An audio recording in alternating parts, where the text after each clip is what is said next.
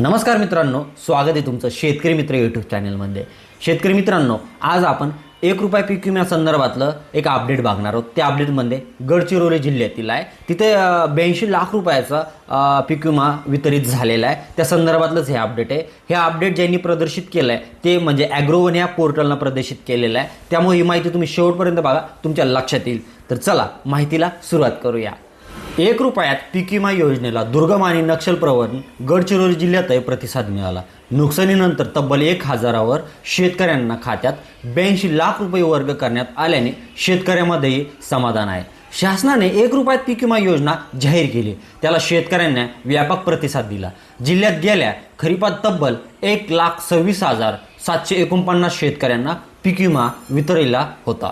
परंतु हंगामात चांगल्या पाऊस नसल्यामुळे पिकाचे फारसे नुकसान झाले नाही। परिणामी जिल्ह्यातही केवळ 1079 शेतकऱ्यांनाच 82 लाख रुपयाची भरपाई मिळाली।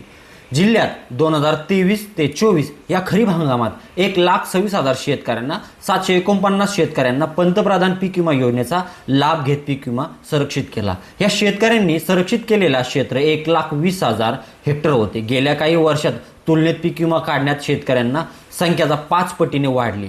मात्र पीक परिस्थिती चांगली असल्याने जिल्ह्यातही सर्वच गावची पैसेवारी 50 पेक्षा अधिक होती, त्यामुळे अनेक पीक विमा भरपाई मिळाली। 2023 ते 24 या खरीप हंगामात 4157 शेतकऱ्यांकडून विमा कंपनीला पूर्वसूचना देण्यात आल्या होत्या। यातील 3000 शेतकऱ्यांना पिकाचे काढणी पश्चात नुकसान झाले होते। नैसर्गिक आपत्तीमुळे 164 शेतकऱ्यांच्या पिकाचे नुकसान झाले। या शेतकऱ्यांना 11 लाख रुपये भरपाई देण्यात आली।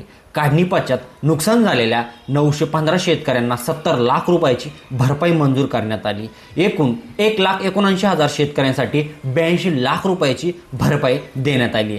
जिल्ह्यातील 31 शेतकऱ्यांची भरपाई प्रलंबित आहे। या शेतकऱ्यांना 15 लाखाची भरपाई मिळणार आहे। त्याची उल्लेखनीय बाब म्हणजेच जिल्ह्यात भरपाईच्या अनुषंगाने केवळ 2च शेतकऱ्यांनी तक्रारी केल्या आहेत। अन्य वर्षाच्या तुलनेत त्या अद्यापही बाकी आहे। तर मित्रांनो, अशा प्रकारे हे गडचिरोली जिल्ह्यातील 1 रुपया पीक विम्या संदर्भातलं छोटंसं अपडेट होतं। अपडेट कसं वाटलं कमेंट करून नक्की कळवा।